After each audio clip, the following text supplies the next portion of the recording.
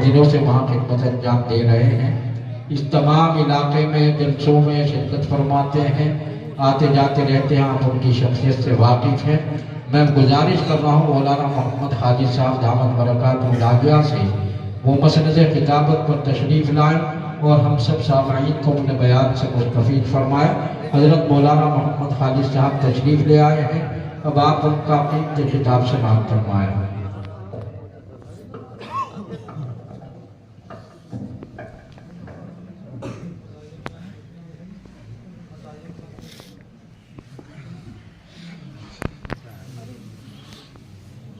दरूद शरीफ पढ़ दो भाई। अल्लाहुम्मा सल्ली अला नहमदुहु व नुसल्ली अला रसूलिल करीम, अम्मा बाद। फ़क़द क़ाल अल्लाहु तबारक व तआला फ़िल कलामिल मजीद, बिस्मिल्लाहिर रहमानिर रहीम, या अय्युहल्लज़ीना आमनु तक़ुल्लाह व कूनू मअस सादिक़ीन, सदक़ल्लाहुल अज़ीम। मोहतरम बुजुर्ग और भाइयों, उलमा माशाअल्लाह आपके स्टेज पर तशरीफ़ फरमा, हम उनकी ज़ियारत कर रहे हैं। हमारे हज़रत अल्लामा ने बल्लामा तशरीफ़ लाई फरमाया था कि जब कोई किसी बस्ती में आलिम पहुँचता है, उसका गुज़र हो जाता है, तो अल्लाह तबारक व तआला वहाँ के मुर्दों से कब्रिस्तान में अगर अज़ाब हो रहा हो तो 40 रोज़ तक के अल्लाह ताला उसको माफ़ फरमा देते हैं। लेकिन भाइयों, हमें फुर्सत नहीं है इनकी ज़ियारत करने की, फुर्सत ही नहीं है इनके पास आने की। ये वक्त भाइयों जब चला जाएगा फिर हम तलाश करते रहेंगे, फिर वक्त चला जाता है। सूद रफ्ता बाज आयत के नायब, नसीम अज हिजाज आयत के नायब। खुरासानी एक आदमी सैयदना हबीब अजमी रहमतुल्लाह अलैह के पास आया बसरा के अंदर, और आदमी ने फरमाया कि हजरत मैं बाहर सफर में जा रहा हूँ, आप मेरी ये रकम जमा कर ले 10,000 रुपये, मेरे लिए आप यहाँ कोई प्लाट कोई मकान वगैरह खरीद दें। चलो खैर देकर चले गए। कुछ दिनों को बाद जो वापस आए, आकर देखा कि जी हजरत, कि जी जनाब, कि मेरा वो मकान मेरा प्लाट कहाँ है। चूंकि जब वो चला गया था तो बसरा में कैसानी हो गई, तंगी हो गई, खाने पीने की परेशानी हो गई, तो हजरत ने सोचा कि भाई इस पैसे से गरीबों की खिदमत कर दी जाए, जब वो आएगा उसका पैसा वापस कर दिया जाएगा। चलो खैर वो आया तो हजरत ने फरमाया कि भाई तेरा मकान दुनिया में तो नहीं खरीदा, लेकिन तेरा मकान मैंने जन्नत में खरीद लिया, बतला तैयार है कि नहीं है। उसने कहा बहुत अच्छा। चला गया घर और जाकर बीवी से तज़किरा किया। बीवी पेट की बड़ी कच्ची होती है, नाक़िसुल-अक़ल तो हो ही है, लेकिन भाई वो सारे बराबर की भी होती, बड़ी अक़लमंद भी होती है माशाअल्लाह। तो जाकर जब उन्होंने बतलाया कि जी क्या हुआ हमारे प्लाट का, कि जन्नत में मिलेगा, फरमाते से ज्यादा बेवकूफ कौन है, ये जन्नत किसने देखी, क्या सबूत है तेरे पास कि जन्नत में मिलेगा। चल सबूत लेकर कहा उनसे जाकर हजरत जी से। फरमा बात तो सही है, सही थी ना बात भाई। वापस गए, जाकर फरमा हजरत कि जी कि सबूत तो कुछ आपने दिया ही नहीं, अहलिया मेरी यूं कह रही है कि सबूत तो दे दो। फरमा चलो ठीक है, सबूत लिख कर दे दिया, लेकर के चला गया, सबूत लो, लेकिन जन्नत मिलेगी मरने के बाद, कभी दुनिया में तलाश करें। उन्होंने कहा बहुत अच्छा, लेकिन भाइयों सुनो, इस जलसों की और इन मजलों की कदर सुनो। तो क्या हुआ, तो उसने वसीयत की अपनी औलाद को कि मेरा जब वक्त आखिर आए तो ये पर्चा जो है मेरे कफन में अंदर रख करके दफन कर देना। चलो भाई, मौत से किसको रुस्तगारी है, और आज उनकी तो कल को हमारी बारी है, मौत से बचकर तो कोई नहीं जा सकता। वक्त आखिर आया और पर्चा इसी जगह वसीयत के मुताबिक कब्र में अंदर दफन कर दिया। आपने देखा होगा जब कहीं मय्यत हो जाती है तो अगले रोज तो इतना एहतमाम होता है कब्रिस्तान में जाने का, कब्र पे जाने का, फातिहा पढ़ने के लिए। तो क्या वैसे नहीं जाते, 2-3 रोज तो जाएंगे, फिर भूल भुलैया हो जाती है। तो जब सुबह को लोग गए तो जाकर देखा कि कब्र के ऊपर ये पर्चा रखा हुआ है और उसमें लिखा हुआ है कि हमने इस खुरासानी की मग़फ़िरत फरमा कर इसका मकान हमने जन्नत में तय कर दिया।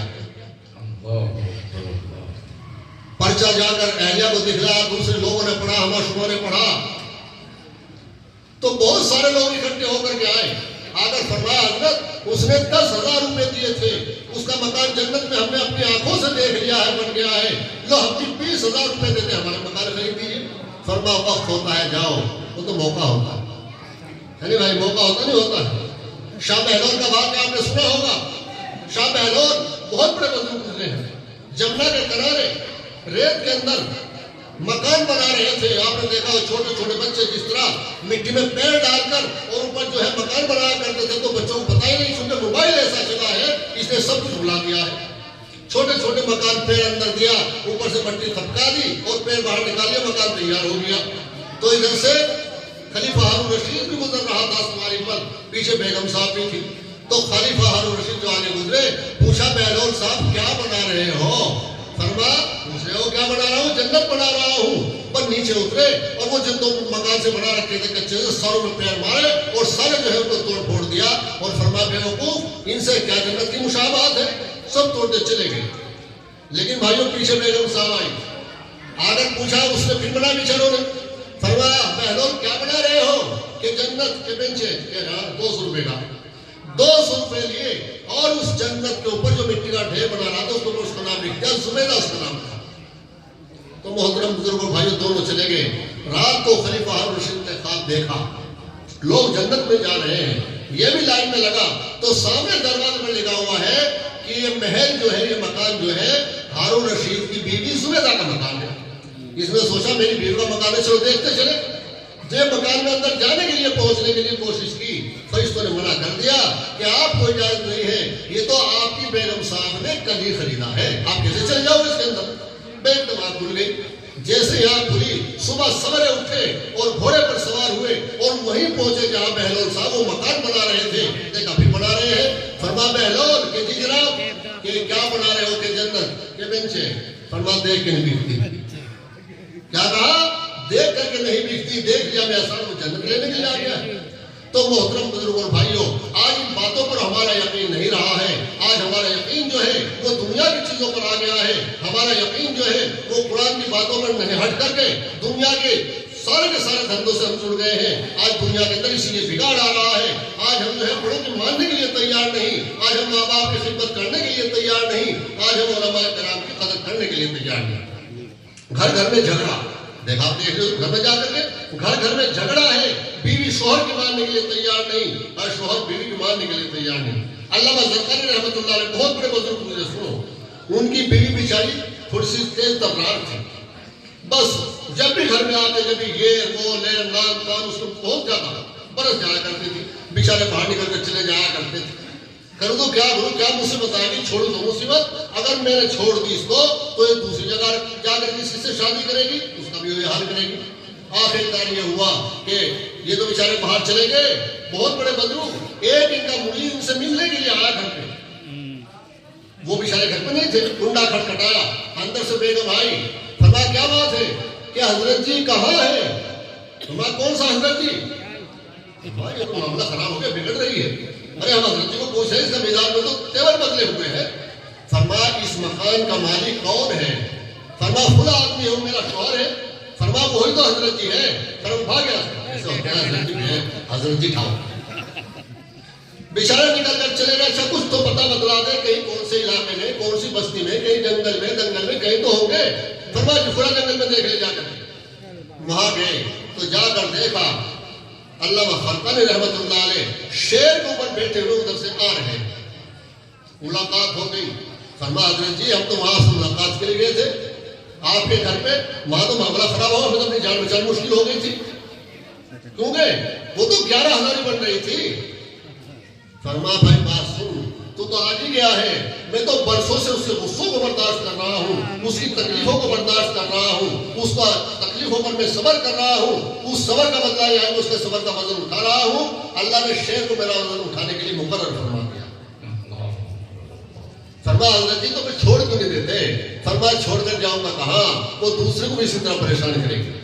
تو محترم بزرگ اور بھائیو اب وہ بیچارے ڈرتے ڈرتے گھر آئے اور آنے کے بعد باہر دروازے سے یا تھوڑے فاصلے سے اللہ سے دعا کی کہ اللہ کوئی ایسا طریقہ کوئی ایسا ذریعہ اور ایسا کوئی فن مجھے عطا فرما دے کہ میری بیوی جو ہے میری معتقد ہو جائے.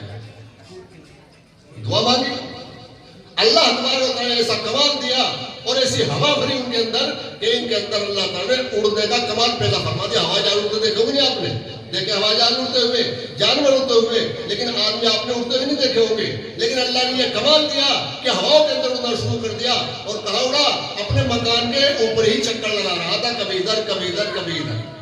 چلو خیر اتر گئے اور اترنے کے بعد اپنے مکان میں جب پہنچے سلام کلام ہوا, فرمایا آجا حضرت جی. حضرت جی بڑا کام بھائی.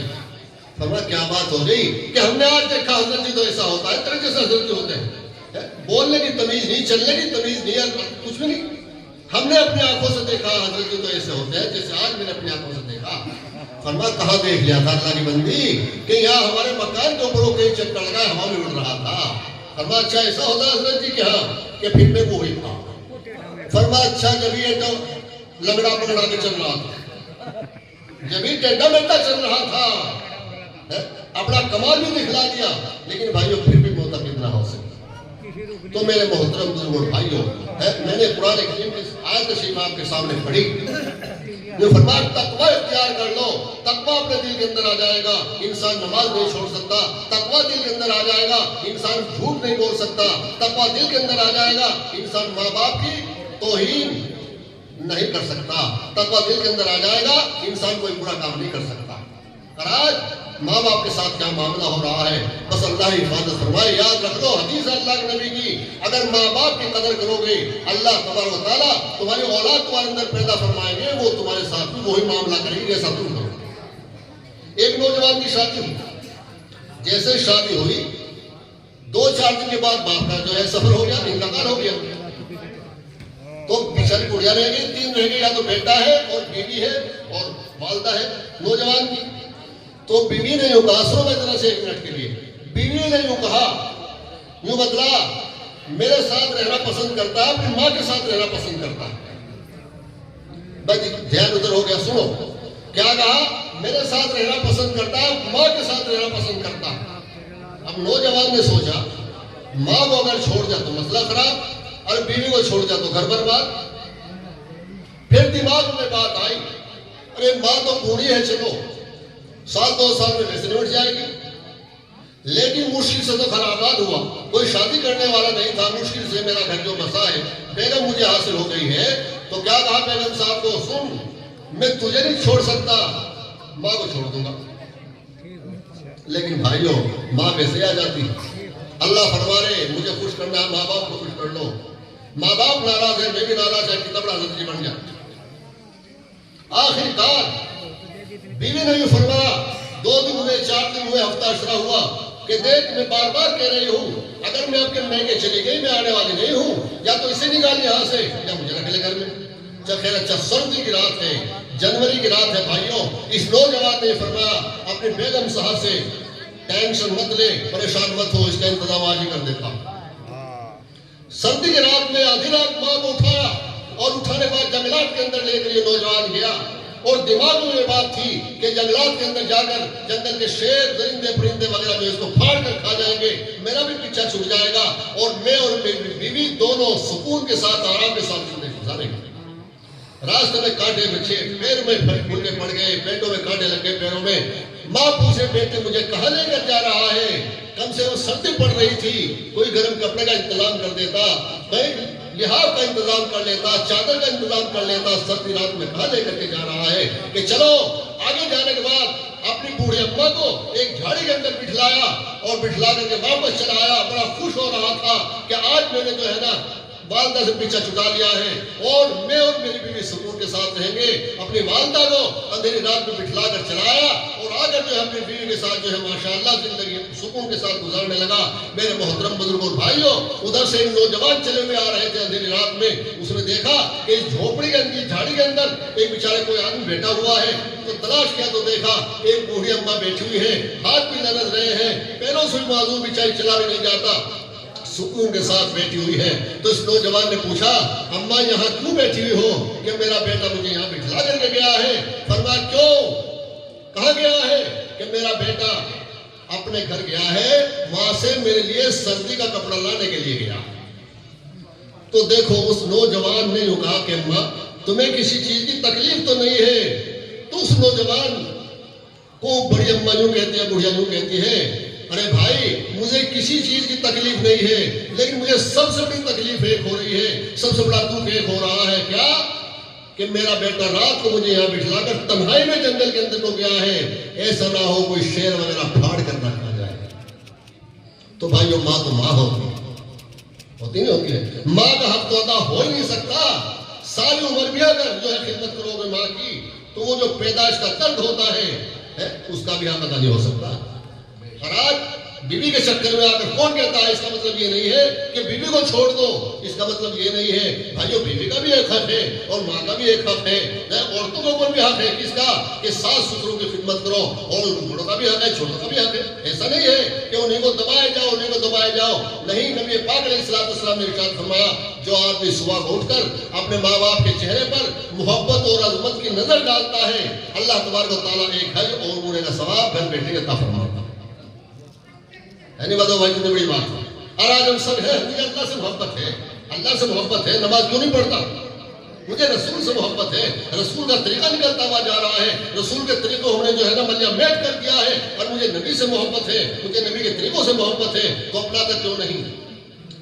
تو ساری چیزوں کو ماں باپ کی محبت ہے, ماں باپ کو حکمران کر تو دیکھو, ماں باپ جس بات کو کہیں ان کو کر کے تو دیکھو, لیکن آج ہم اس کو کرنے کے لیے تیار نہیں ہے. میرے محترم بزرگوں بھائیوں, یہ چھوٹے بچے ہمارے مدارس میں جو ہے نا قرآن پڑھ رہے ہیں, ان کو قرآن سکھلایا جا رہا ہے, یہ ماشاءاللہ آگے چل کر عالم ہوں گے, حافظ ہوں گے, اور ان کے درجات اللہ بلند فرمائیں گے. ان کی برکت سے اللہ ہمیں اور آپ کو بھی نوازیں گے. ہمارے حضرت علامہ نے ایک بات فرمائی کہ قیامت کے روز جب یہ حفاظ کرام کھڑے ہوں گے اور یہ قرآن پڑھنے والے کھڑے ہوں گے, اور اللہ تعالیٰ فرمائیں گے جاؤ جنت کے اندر چلے جاؤ, سارے کے سارے جنت کے اندر پہنچیں گے. بہت لمبی چوڑی جماعت ہوگی, لیکن اللہ تبارک و تعالیٰ علیم الخبیر ہے, سمیع العلیم ہے. اللہ تبارک و تعالیٰ فرمائیں گے فرشتوں سے دروازہ بند کر دو جنت کا, کھولنے کی ضرورت نہیں ہے. لائن لگی ہوئی ہے, دروازہ بند ہے. تو جب دروازہ نہیں کھلے گا تو بہت سارے لوگ اٹھیں گے اور یوں کہیں گے ارے حفاظ کرام, ارے قرآن کریم پڑھنے والوں, تم اکیلے کہاں جا رہے ہو ہمیں چھوڑ کر؟ جب تم قرآن پڑھ رہے تھے اور تم حافظ پڑھ رہے تھے, ہم نے تو تمہاری خدمت کی تھی, تم مدرسے میں پڑھ رہے تھے, ہم نے تو چندہ دیا تھا, ہم نے تمہاری ہر طریقے سے خیر خواہی کی تھی, آج اکیلے کیوں جا رہے ہو؟ ہے اللہ تبارک و تعالیٰ فرمائیں گے جب یہ واپس لوٹ کر آئیں گے سارے قرآن پڑھنے والے, سارے حفاظ کرام, اور وہ کہیں گے کہ اللہ تبارک و تعالیٰ بہت سارے لوگ یوں کہہ رہے ہیں کہ ہم نے پڑھنے میں تمہارے لیے جو ہے بہت سارا سہارا لیا تھا, مدد کی تھی, اس لیے ہمیں بھی ان کے ساتھ بھیج دو. اللہ فرمائے گے جاؤ اپنے ساتھ لے کر ان کو بھی جنت میں داخل. تو یہ چھوٹے بچے ہیں, دیکھو ساری باتیں ایک دفعہ ملا کر دی. کبھی آپ نے سوچ لو کہ آج مولوی فرمان صاحب کے مدرسے میں ہم آ گئے ہیں, ساری باتیں میں یہیں حاصل ہو جائیں, ایسا نہیں ہو سکتا. ایک والدہ اپنے چھوٹے سے بچوں کو لے کر مدرسے میں پہنچی اور جا کر استاد کے حوالے کر دیا, اور جا کر فرمایا کہ اس کو پڑھانا ہے, اس کو حافظ بنانا ہے, اس کو عالم بنانا ہے. چلو خیر, بچہ ماشاءاللہ بڑا ذہین تھا. استاد صاحب نے فرمایا بیٹا پڑھو. اب پڑھا, اب الف خالی با کے نیچے الف اور با تا, یہ پڑھا جاتے ہیں, پڑھا جاتے ہیں بھائی, یا 64 میں اور کچھ پڑھایا جاتا ہے, یہی پڑھائے جاتے ہیں. بچے کا ذہن اتنا پکا تھا, اتنا حافظہ ذہین تھا کہ وہ سارے کے سارے 28-30 رقم جتنے بھی ہیں وہ سارے یاد ہو گئے, شروع سے لے کر الف سے لے کر یا تک. اور جا کے ماں سے بھی فرمایا ماں نے یہ پکڑ تیرا پارا اور یہ رکھا تیرا بستہ, میں فارغ ہو گیا ہوں. فرمارے بھائی آج ہی گیا, آج ہی فارغ ہو گیا. فرما ہاں بات سن, الف سے لے کر یا تک قرآن میں کیا, حدیث میں کیا, اردو میں کیا, ہندی میں کیا, نیچے سے اوپر تک بتلا دے, ان کے علاوہ کوئی حرف ہے کیا مجھے بتلا دے کہ نہیں ہے تو یہ نہیں. فرما میرے حفاظت کو سن کے دیکھ لے.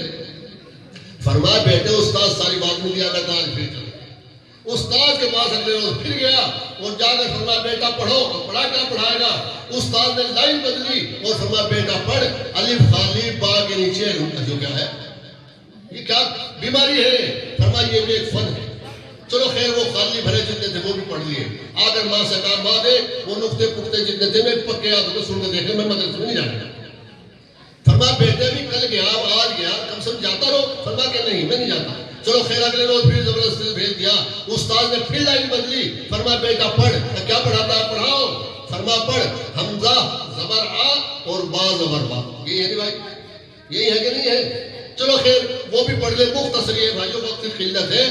حمزہ زبرہ پڑھا، حمزہ زیری پڑھی، حمزہ پیشو پڑھا، اور پڑھنے کے بعد آ کر ماں کے اوپر بستہ جو ہے پھینک کر کے مارا، فرما کہ ماں میں فارغ ہو گیا، اب میں مدرسے میں نہیں جاؤں گا۔ فرما بیٹے کیسا بے وقوف، کیسے فارغ ہو گیا؟ لیکن دیکھو ایک بات دھیان رکھو، جتنا شوق ماں باپ کے اندر باپ کو پڑھانے کا ہوتا ہے اتنا ماں کو نہیں ہوتا۔ ماں تو بہکائے ہوئے آ جاتے ہیں، چونکہ نرم دل ہوتی ہے۔ شام کو جو ابا جان آئے، یہ اگلے روز مدرسے میں گیا نہیں، چونکہ فارغ ہو گیا تھا، بیوقوف تھا نہیں تھا بھائی، فارغ ہو گیا تھا۔ تو شام کو ابا جان آئے، آتے سب سے پہلے جو پوچھا اہلیہ صاحب سے، ہمارا بچہ مدرسے میں گیا تھا کہ نہیں گیا تھا؟ فرما کیا کرے گا جا کر ہمارا بچہ؟ تو فارغ ہو گیا بیٹھا۔ فرما فارغ ہو گیا کیا؟ اب پوچھ کے دیکھ لو سب کچھ ہے، اوپر نیچے کی ساری حرکت اور موڑی جوڑی جتنی حرکت اور خالی بھری